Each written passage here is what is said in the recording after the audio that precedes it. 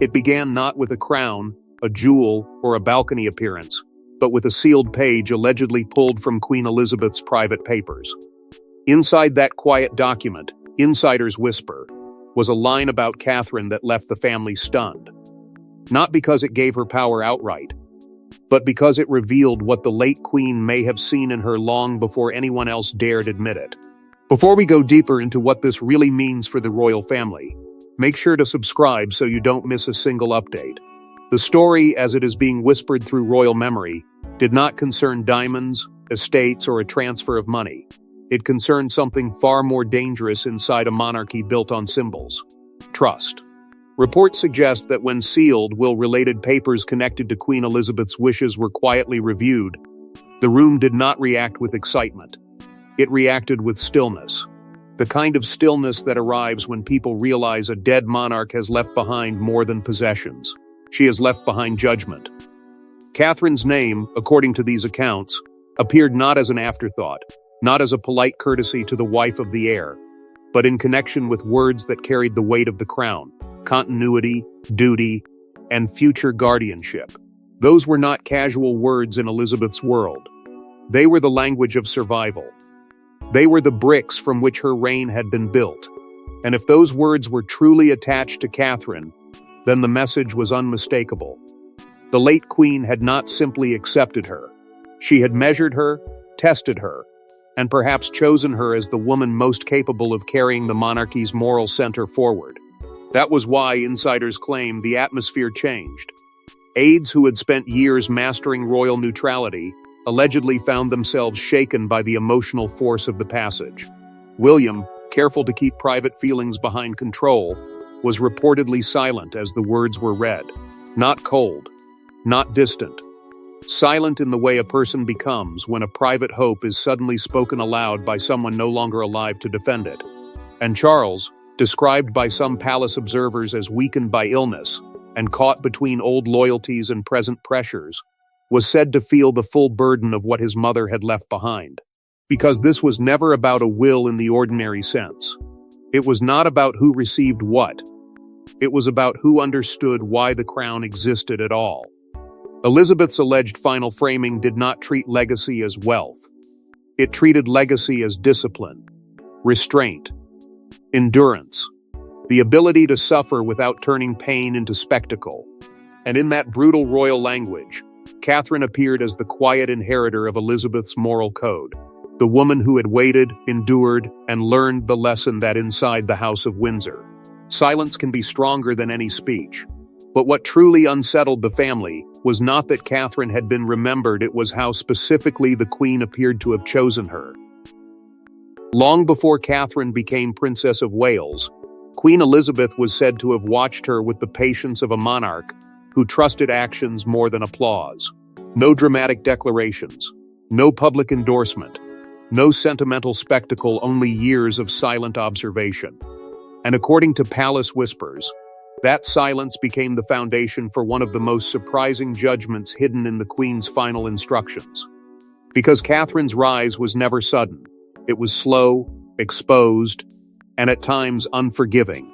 She entered royal life first as the girlfriend everyone examined, then as the duchess everyone measured, then as the mother whose children would one day carry the future of the crown itself. Every step brought pressure. Every mistake, real or imagined, became material for public debate. Yet what reportedly mattered most to Elizabeth was not whether Catherine performed perfectly, but whether she understood the oldest royal rule: the crown survives through restraint. That restraint became Catherine's shield. While other royal storms grew louder, while private pain spilled into public battles, while accusations, interviews, books, and grievances turned family wounds into global spectacle, Catherine stayed within the discipline of the institution. She did not turn attention into a weapon. She did not confuse sympathy with authority. And insiders suggest this is what the Queen quietly noticed. Not the gowns, not the headlines, not the applause from crowds. The true test was whether Catherine could endure humiliation, pressure, and suspicion without damaging the monarchy in order to save herself. Balmoral, according to those familiar with royal tradition, became one of the symbolic testing grounds. It was never simply a family retreat. It was where the monarchy stripped away performance and watched character. Catherine's place there was not built in a single visit. It was earned through patience, deference, and a willingness to learn the rhythm of a family where silence often spoke louder than affection. Elizabeth, it is whispered, understood that Catherine was not trying to dominate the room. She was trying to understand the duty waiting beyond it. And then came the children. George, Charlotte, and Louis did not simply make Catherine a mother inside the royal family. They made her central to the dynasty's emotional future. Through them, Catherine became more than William's wife. She became the keeper of the next generation's habits, values, and instincts. Palace observers suggest Elizabeth understood this with chilling clarity.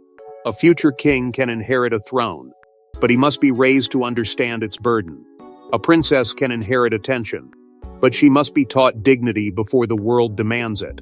A younger prince can inherit freedom, but he must also be protected from resentment. That is why the alleged wording carried such force. It seemed to recognize temperament over title, patience over glamour, duty over noise. Catherine had not been born into the bloodline, but she had learned its cost. And perhaps that was what made the Queen's judgment so unsettling. In a family obsessed with rank, Elizabeth may have looked beyond rank entirely and chosen character as the true measure of royal survival. Yet the line that shook the room was not about Catherine's manners.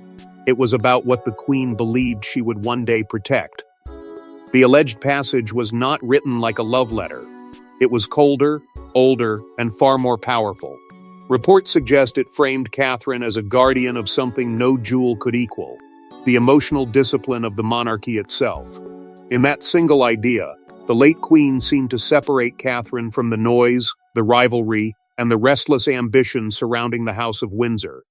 This was where the story changed from a private family memory into something far more ceremonial, almost constitutional in feeling.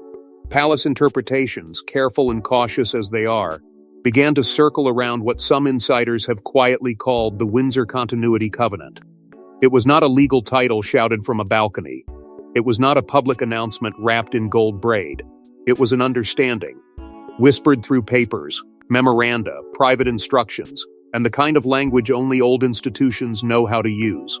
Catherine, according to these accounts, had been placed inside the Queen's final thinking not as an ornament beside William, but as a living safeguard for the monarchy's most fragile quality, dignity under pressure.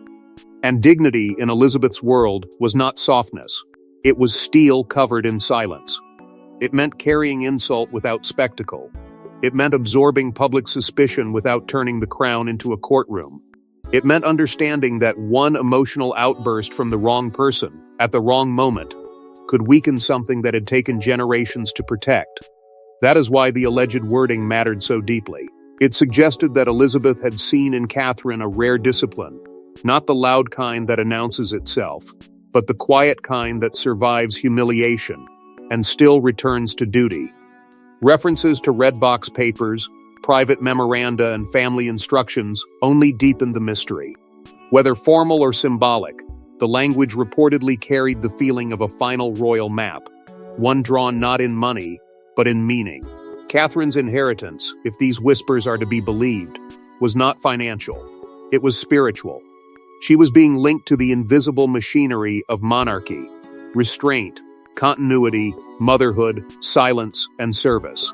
Sandringham and Balmoral were not simply estates in this telling. They became sacred markers of tradition, places where the Queen had measured loyalty away from cameras, headlines, and performance. Courtiers, always careful not to say too much, are said to have interpreted the passage as a posthumous endorsement, not a coronation before its time, not a rejection of anyone else by name. Something colder than that, a recognition, a signal from beyond the grave that Catherine had passed tests no one fully knew she was taking. And that is why the family was reportedly stunned. Catherine was not born royal. She did not arrive with ancient blood, inherited castles, or a childhood shaped by protocol. Yet the Queen, who understood bloodlines better than anyone, may have decided that temperament mattered more than birth. That realization cut through the room like a blade. Because if Catherine could be chosen through character, then rank alone was no longer enough.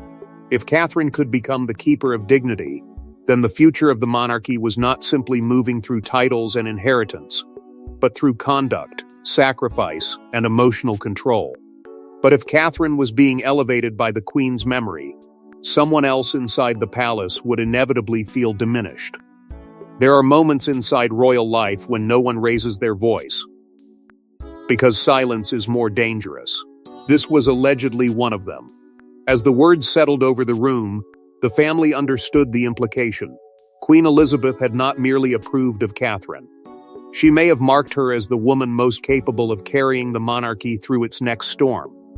And that realization, if palace whispers are to be believed, did something extraordinary. It shifted the emotional weight in the room without a single command being issued. Charles, already described by some observers as physically strained and emotionally pulled in too many directions, was reportedly left facing the cruelest royal tension of all: loyalty to the woman who raised him as sovereign, and loyalty to the living household he now had to lead. His mother's memory was not gentle in that moment. It was firm. It seemed to arrive not as comfort, but as instruction. William, by contrast, was said to be quietly strengthened, not triumphant, not relieved in any ordinary sense. Strengthened in the way an heir becomes when he realizes that the private burden he has carried has finally been recognized by someone whose judgment could not be dismissed. Catherine had endured years of inspection, comparison, pressure, and silent expectation. She had been expected to smile through difficulty, serve through exhaustion, and absorb the cold discipline of an institution that rarely says thank you. If the Queen's alleged words confirmed anything, they confirmed that Catherine's restraint had not gone unseen. But across the older branches of the family, the meaning became even sharper. Anne, the iron-willed guardian of the crown's hardest traditions, and Edward, the quiet sentinel of royal fine print, reportedly understood the passage not as a personal tribute, but as institutional guidance. This was no longer only about Catherine as a wife, mother, or future queen. It was about succession culture itself. Who protects the monarchy when emotion threatens to overwhelm duty? Who teaches the next generation that public trust is not inherited automatically, but earned through conduct? Who stands closest to the future king when the old world begins to crack? That was where unease entered the story, because Catherine's symbolic elevation, however carefully phrased, could not help but unsettle others. Reports suggest that circles around Camilla viewed the interpretation with discomfort, not necessarily because Catherine had been praised, but because praise from Elizabeth carried a rare and permanent force. It could not be argued with. It could not be softened by public relations. It could not be reversed by charm, rank, or proximity to the throne. A dead queen's judgment is the most difficult kind to challenge, and so the reading became less about one woman and more about the soul of the House of Windsor. Bloodline mattered, marriage mattered, service mattered, but public trust mattered most. The old theme returned with brutal clarity: duty over blood. Not because blood was meaningless, but because blood without discipline could become entitlement. Marriage without service could become ambition. Rank without restraint could become danger.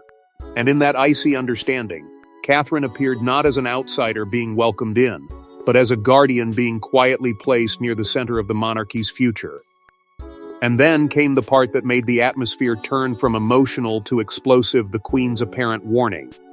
Insiders whisper that the Queen's final message carried a warning sharper than any public rebuke.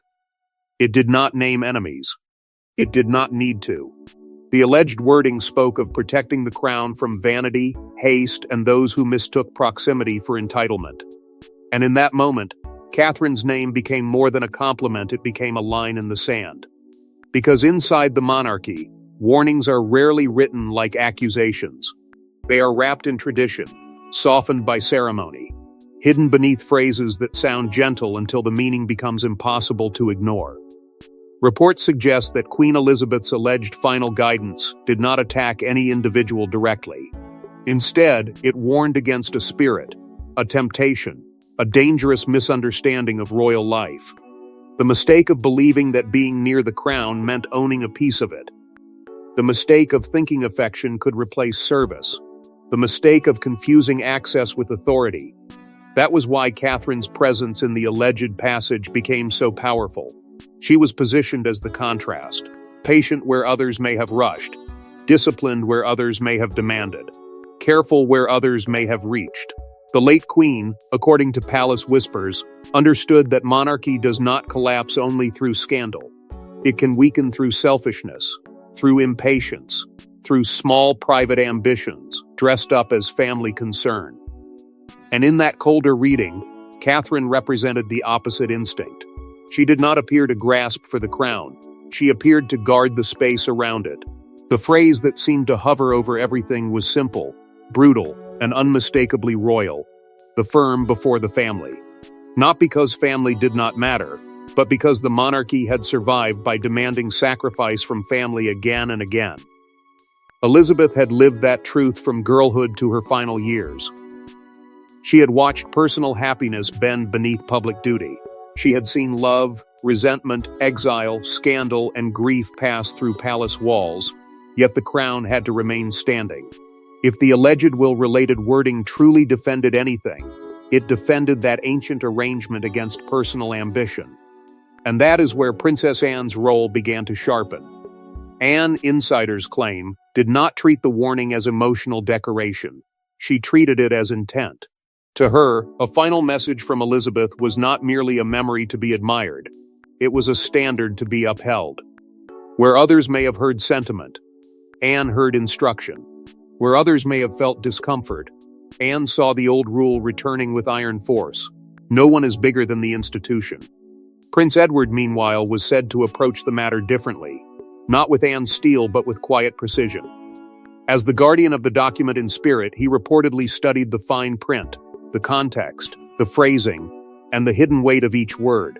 In royal life, small wording can carry enormous consequence. A phrase can become a boundary. A reference can become protection. A silence can become a verdict. For William, the meaning was even more personal. Catherine's future role, long assumed but rarely defined, suddenly appeared clarified through the Queen's alleged judgment. She was not simply beside him.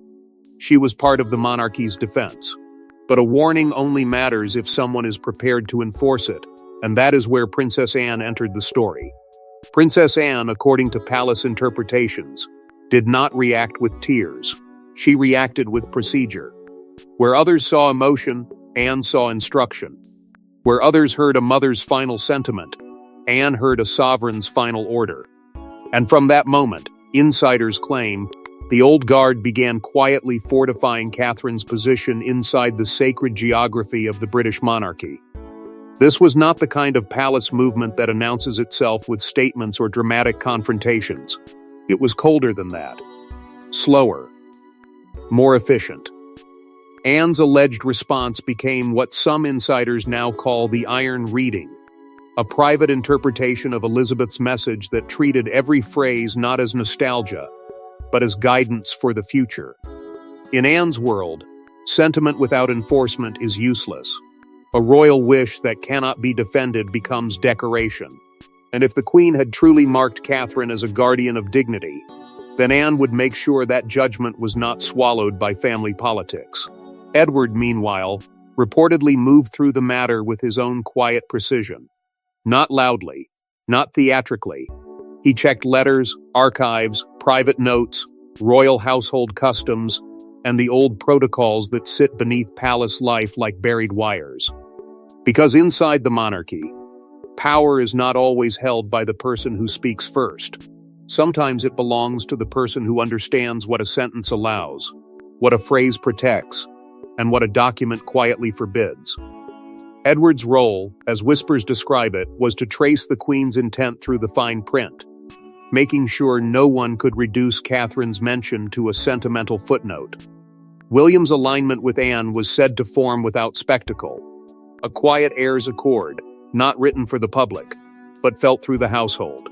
He understood what Anne understood. Catherine's future position could not be left vulnerable to interpretation, rivalry, or emotional sabotage. If the Queen had placed trust in Catherine, then that trust had to be shielded. Not inflated, not exploited. Shielded, because the monarchy had already learned what happens when private wounds become public weapons. And Catherine herself, perhaps most strikingly, refused triumphalism. No whispers of victory, no visible claim over the moment. No attempt to turn the alleged endorsement into personal advantage. That restraint only made the situation more powerful. The very quality Elizabeth was said to have recognized became Catherine's response to being recognized. She remained calm, disciplined, almost unreachable by the drama around her. It was as if the Queen's lesson had entered her so deeply that even vindication could not tempt her into display. Palace aides, according to reports, were instructed to avoid leaks, emotional speculation, and careless wording. The matter was too sensitive, too symbolic, too capable of inflaming old tensions. Every phrase had to be measured, every interpretation controlled. The Queen's memory became a bureaucratic shield around Catherine, not protecting her from criticism entirely, but protecting the meaning of her role from being cheapened, challenged, or recast by those who preferred a different future. Still, no royal elevation comes without consequences, and Catherine's quiet vindication began to unsettle more than one corner of the family. The first sign of fallout was not a statement. It was movement, delayed invitations, colder seating plans, quieter phone calls, and the unmistakable chill of a palace recalibrating itself. Reports suggest that once Catherine's alleged place in the Queen's final vision became clear, the old hierarchy shifted not loudly, but surgically, like a door being locked from the inside. Inside the royal household, power rarely announces itself. It moves through access. It moves through who receives the early briefing, who is copied into the private note, who is seated closer to the center of the ceremony, and who suddenly discovers that old privileges have become negotiable.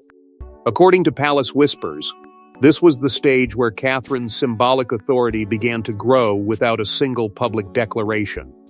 There was no proclamation, no official title change, no dramatic speech. Yet the atmosphere allegedly made one thing clear. The future was being reorganized around her. Guest lists, ceremonial roles, and internal channels were reportedly reconsidered with a new coldness. Invitations that once traveled automatically were delayed. Conversations that once included certain voices became smaller, tighter, more controlled. It was not punishment in the obvious sense. It was something more devastating inside royal life, a loss of ease, a loss of assumption. The quiet realization that closeness to the crown does not always mean closeness to its future. And Catherine, still outwardly calm, became the center of a storm she did not appear to have created. Camilla's household, according to some interpretations, was forced to recognize the uncomfortable truth of Catherine's position.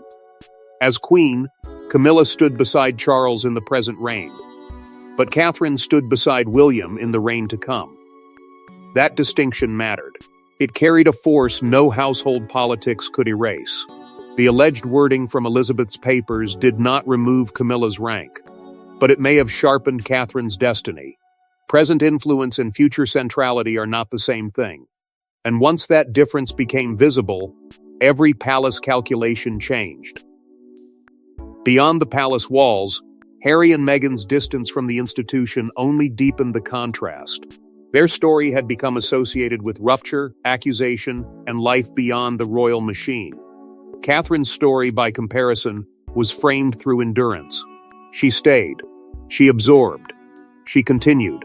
In that contrast, the old royal phrase, "jewels without the job," began to feel less like gossip and more like warning.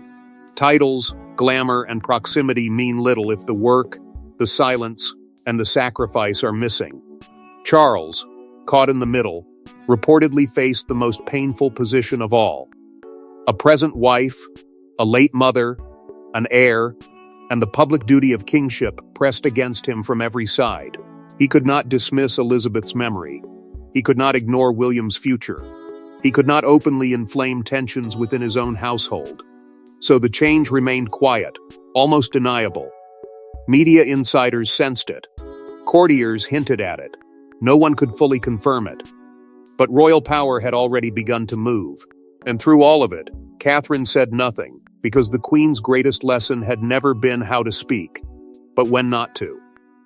In the end, the alleged will did not need to hand Catherine a palace, a fortune, or a crown. Its power was far more devastating. It gave her something no rival could purchase, and no headline could erase: Queen Elizabeth's posthumous trust. And inside the House of Windsor, that kind of inheritance can be more powerful than gold. Because trust in royal life is not a soft gift. It is a burden. It is a judgment passed through generations, carried by those who understand that the monarchy is never truly owned by the people inside it. It is held, protected, and one day handed on. That, insiders suggest, was the deeper meaning behind Catherine's alleged place in the Queen's final thinking.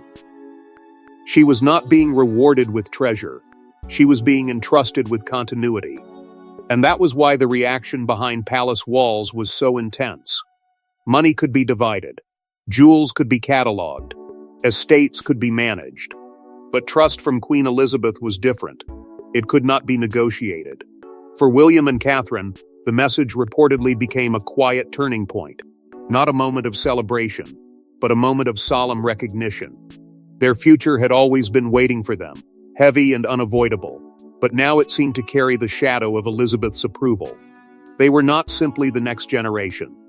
They were being positioned as protectors of the old promise, that the crown must outlast anger, grief, rivalry, and temptation. Their role was not to modernize by breaking the institution apart, nor to preserve it by becoming frozen in the past. Their role was to carry it forward without losing the discipline that made it survive. Anne and Edward, according to palace whispers, understood this with ruthless clarity. Anne preserved the Queen's intent through firmness. Edward preserved it through protocol.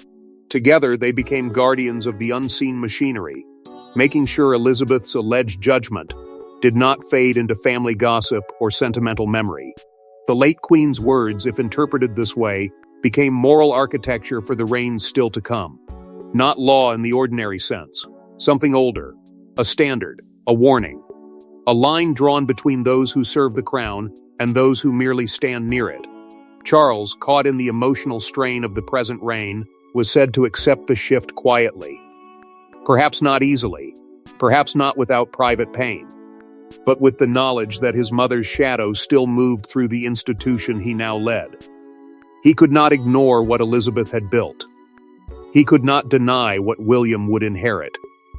And he could not overlook the woman standing beside the future king, whose strength had allegedly been validated from beyond the grave. That was what stunned the family most. Catherine's power did not come from demanding it. It came from enduring long enough for others to recognize it. Her inheritance was restraint. Her authority was silence. Her victory was not dramatic, but devastatingly royal. Because in the House of Windsor, the loudest victory is rarely shouted from a balcony. It is sealed in a document, guarded by silence, and obeyed long after the monarch is gone. Thanks for watching. Please don't forget to like and subscribe, and we will see you in next one.